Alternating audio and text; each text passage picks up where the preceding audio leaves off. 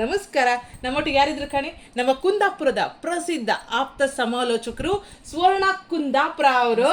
Radio ಕುಂದಾಪುರದಲ್ಲಿ ಇವರಿಂದ ಒಂದು ಹೊಸ ಸರಣಿ ಕಾರ್ಯಕ್ರಮ ಬರ್ತಿತ್ತು. ಅದ್ರ ಹೆಸರು ಪ್ರಿಯ ಮನಸ್ಸೆ. ಪ್ರಿಯ ಮನಸ್ಸೆ, ಮುದ್ದು ಮನಸ್ಸೆ, ಐ ಲವ್ ಯು ಮನಸ್ಸೆ. ಆ ಮನಸ್ಸು ಕೆಲವೊಮ್ಮೆ ಪೆದ್ದು ಆಗೋದಿತ್ತು. ನನ್ನನ್ನು ಯಾರು ಅರ್ಥ ಮಾಡ್ಕೊಂತಿಲ್ಲ, ನಾನು ಯಾರಿಗೂ ಬೇಡ, ಹಿಂಗೆ ಬೇಜಾರು ಮಾಡ್ಕೊಂಬಿತ್ತು, ಖುಷಿ ಪಡೋದಿತ್ತು.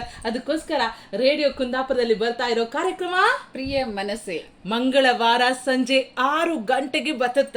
ಇದ್ರಲ್ಲಿ ಕಾಣಿ, ಸಣ್ಣ ಮಕ್ಕಳಿಂದ ಹಿಡ್ದು ಅಥವಾ ಮಗುವಿಂದನೇ ಹಿಡ್ದು ಪ್ರತಿಯೊಬ್ಬರಿಗೂ ಮನಸ್ಸಿತ್ತಲ್ಲ, ಅಜ್ಜ ಅಜ್ಜಿ ತನಕ ಎಲ್ಲರ ಮನಸ್ಸುಗಳ ಕುರಿತು ಅದ್ರ ಬಗ್ಗೆ ನಾವು ಮಾತಾಡಿತ್ತು.